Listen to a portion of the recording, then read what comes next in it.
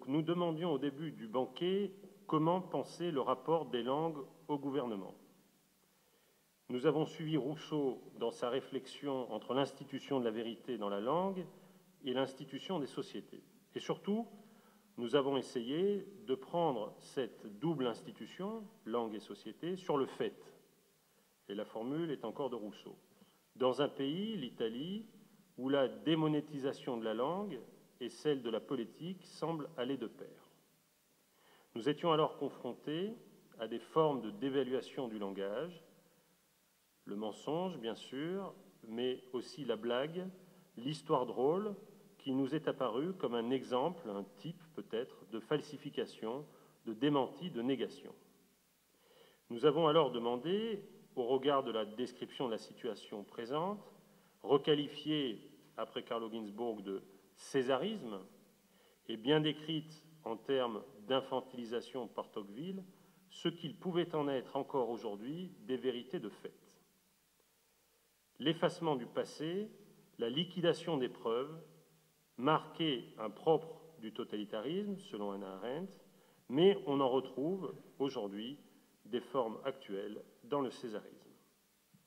Comment alors inventer une langue susceptible de dire la sape de la langue? Nous eûmes l'exemple flamboyant de Carmelo Bene, tel qu'il nous fut présenté par Jean-Paul Manganaro et expliqué par lui-même et Jean-Louis Comolli. Car, et peut-être qu'il faut le rappeler, au moment même où l'Italie connaissait ses heures les plus difficiles, où chacun se demandait la place qu'il pouvait occuper dans la lutte pour l'émancipation et dans les débats d'abord contradictoires et bientôt sanglants, un acteur de génie nous renvoyait une question difficile et nécessairement politique: que faire du corps du représentant?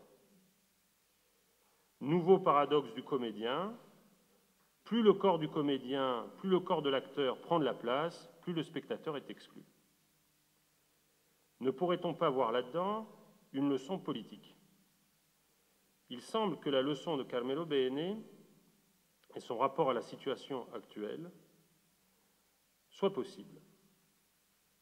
J'en voudrais pour preuve, et je ferai ce petit écart si vous m'autorisez, un film d'une toute autre portée sans doute que les œuvres de Carmelo Bene, mais qui a eu les honneurs de la critique en France, c'est-à-dire Le Caïman de Nanni Moretti, film que vous connaissez sans doute.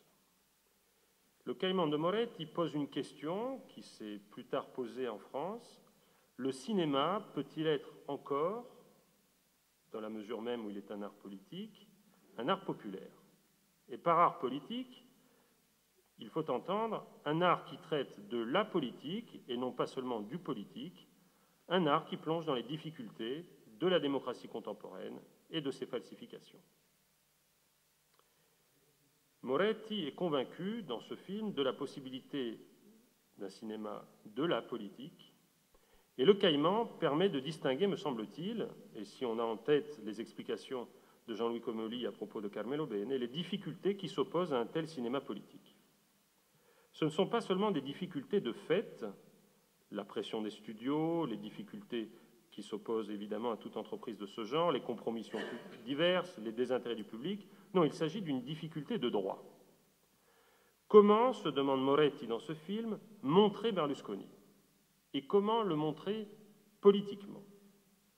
La question pouvait sembler saugrenue, elle est grave. Dès lors que la politique est devenue le spectacle d'un bonimenteur qui ne cesse de jouer la comédie, la difficulté est au principe même du film. Moretti nous montre, dans ce film, je vous le rappelle, par 2 fois des images d'archives, images très connues.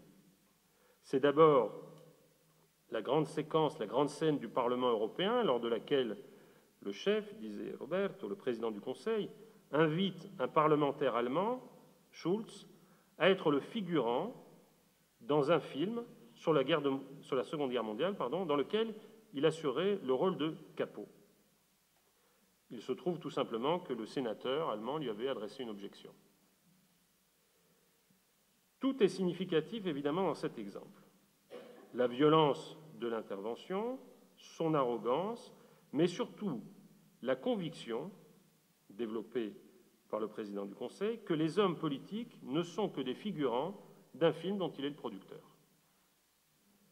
L'homme politique se met en scène parce qu'il met en scène, il dispose des hommes politiques comme des figurants, et au reste, on le sait bien, ce président du Conseil a fait élire comme parlementaires de nombreux acteurs ou présentateurs de ces télévisions. Il ne faut pas se méprendre, bien sûr, sur l'excuse adressée aux parlementaires par la suite, quand le président du Conseil a affirmé avoir fait de l'ironie. Vrai ou faux, l'argument dit bien que dans ce cas, la politique est explicitement la scène d'un spectacle. Le second exemple montre une autre facette du personnage. Pendant un des procès qu'il a dû affronter pour corruption, Berlusconi s'est défendu en évoquant dans une scène très étrange, si vous vous en rappelez, les cadeaux qu'il faisait aux femmes des privilégiés invités à passer Noël dans la fameuse villa de Arcore avec lui. Il évoque alors dans cette scène, avec luxe détail, les montres, les broches, les colliers qu'il savait distribuer d'une année sur l'autre grâce à des fiches qu'il tenait à jour sur un ordinateur. On le voit mimer le geste de glisser une montre, faire l'acteur, épingler une broche, passer un collier au cou d'une femme. Que voit-on ici? Non pas un metteur en scène, mais un acteur, et plus exactement peut-être un costumier. Si le soupçon des sommes engagées dans cette cérémonie des cadeaux peut faire naître le dégoût, si la réduction de la fonction politique à celle d'un trimalcion peut provoquer l'agacement, l'essentiel n'est pas là. L'essentiel, exprimé par ces deux scènes d'archives, est de faire voir Berlusconi tel qu'en lui-même un homme de spectacle. Un homme qui fait du faux le fond d'une pratique politique et de sa diffusion médiatique le secret de sa réussite. Alors, il faut évidemment préciser la réaction du spectateur face à ces deux scènes, évidemment une réaction négative. Bien sûr, on ne peut pas aimer un tel homme après qu'on l'a vu traiter un parlementaire de capot et après qu'il s'est présenté comme un équipementier de luxe de soirée snob. On ne l'aime pas, mais on ne le craint pas. On ne le redoute pas. Il y a même un risque pour qu'il fasse un peu rire ou pour que le dégoût se mêle d'une espèce de compassion comme celle qui peut nous saisir face à quelqu'un qui, à table, fait une grosse gaffe. Certes, on est embarrassé, mais on a envie de dire « Non, non, non, ne faites pas ça, attention, les caméras sont autour de vous, retenez-vous ». Tous les spectateurs de la télévision connaissent cette loi de Hitchcock. Le candidat politique qui s'en sort mal à l'écran attire un sentiment de sympathie, quand bien même il est le candidat qu'on déteste. La question devient alors, si montrer Berlusconi, ce n'est pas le faire voir, comment le faire voir? Moretti trouve une solution énoncée jadis par le théâtre baroque, c'est-à-dire par l'Hamlet de Shakespeare, dont parlait Manganaro ici même, par l'illusion comique de Corneille ou La vie est un songe de Calderon. Si on ne peut pas montrer Berlusconi, alors il faut inventer un spectacle qui le mette en scène, et la profondeur de cette intuition est la suivante. Si la politique devenue spectacle n'est plus représentable, alors il faut la représenter comme spectacle. Si les hommes politiques sont devenus des acteurs, alors il faut poser la question de l'acteur qui représentera l'homme politique. Et c'est tout l'objet du Caïman. L'essentiel du film Il Caimano, le Caïman, vous en souvenez, est constitué par la quête d'un acteur susceptible de représenter Berlusconi. Pendant un long moment, le jeune cinéaste et le producteur raté vont penser que le grand acteur engagé du moment, Michele Placido, pourra faire le rôle. Les discussions avec cette diva sont tout à fait intéressantes, car l'acteur le dit expressément, il veut montrer le côté humain, sympathique du personnage. La tendance de l'acteur quand il incarne un tyran, c'est bien sûr d'en faire un homme. Il fallait donc que cet acteur refuse le rôle. Le jeune cinéaste et le producteur vont alors se tourner vers un autre acteur de série B, qui est joué par Nanni Moretti lui-même, et lors de leur première rencontre, Moretti décline la proposition. Dans un des dialogues les plus denses du film, il met en garde nos deux personnages en quête d'acteurs. Ces arguments, on peut les résumer ainsi. Inutile de faire un film sur Berlusconi, car tout le monde sait tout, et ceux qui ne savent pas parce qu'ils n'ont pas voulu savoir. Dangereux de faire un film sur Berlusconi, car on risque de le montrer sous un jour que tous connaissent, le pitre, avec son lifting et ses implants capillaires, je cite le film. Le montrer sous ce jour, le ridiculiser, c'est rater la cible, nous avons compris pourquoi. Il ne faut pas montrer un homme politique comme acteur, car sinon, une étrange catharsis opère en sa faveur. Et pour ma part, dit l'acteur, je veux faire une comédie, une vraie, un film où les gens vont rire de bon cœur. Et à la question de la cinéaste, mais enfin ne te semble-t-il pas que c'est le moment de faire un film comique, l'acteur Moretti répond, mais c'est toujours le moment de faire une comédie. Sans qu'on sache bien comment le producteur, ruiné par une série de défections personnelles et professionnelles, réussit à réunir des fonds et à convaincre Moretti de faire le film, l'équipe se retrouve pour tourner la seule scène du film qu'ils pourront produire, et vous le savez, c'est la fameuse dernière scène. À la question de savoir donc comment montrer un homme politique qui a transformé la politique en spectacle, la réponse du film était la suivante: montrer un acteur qui doit éloigner toute tentative de mimésis pour réduire un acteur politique à son discours, dissocier au maximum le corps et le personnage. Vous me pardonnerez, je l'espère, cette illustration un peu longue par un biais. Il s'agissait d'illustrer en quoi les méditations sur le corps et le cadre proposées par Manganaro et Comolli avaient une pertinence politique essentielle. Nous sommes face à trois jeunes écrivains italiens. Chacun tente, avec les moyens du bord, qui sont ceux du langage, et de ses capacités comme de ses faiblesses, de faire face à la démonétisation, à l'infantilisation. Chacun retrouve, avec la force et l'intensité de son inscription dans la langue, des pans d'histoire privée, des questioni private, qui sont livrés à la méditation publique.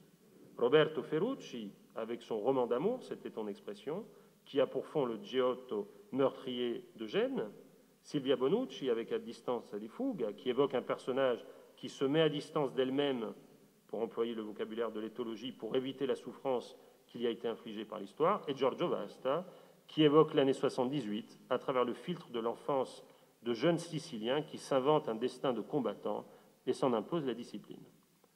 On a eu l'occasion de mesurer hier ce que signifiait pour chacun se confronter à l'histoire.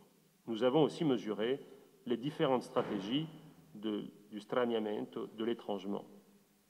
La confrontation à l'histoire de l'Italie fut alors l'objet de la conversation décisive de deux historiens, Patrick Boucheron et Carlo Ginzburg. Carlo Ginzburg, refusant méthodologiquement de répondre à des questions générales par des réponses générales, c'était sa formule, recherchant la vérité de fait, recherchant la vérité objective, proposait, à partir du texte de Calvino, une méditation, une médiation, qui lui permettait, je le cite, de stériliser ses instruments. Cette démarche, cette opération qui rend sa méthode si singulière, consiste, pour ainsi dire, pour prendre une métaphore picturale, à prendre d'abord un visage de profil pour pouvoir ensuite l'envisager de face. Il nous offrait ainsi l'occasion d'une méditation sur les différentes formes de dissimulation du langage politique à partir d'une remarque de Calvino. Clarté masquante du discours politique français contre brouillard de la rhétorique incompréhensible d'Aldo Moro. Mes premiers déplacements, cette obscuritas n'est pas le seul fait de la démocratie chrétienne. Les communistes l'ont partagé, et une question de fond se pose alors: comment les communistes italiens ont-ils supporté le double langage de l'allégeance à Moscou et d'un pragmatisme plus pacifique à l'intérieur des frontières?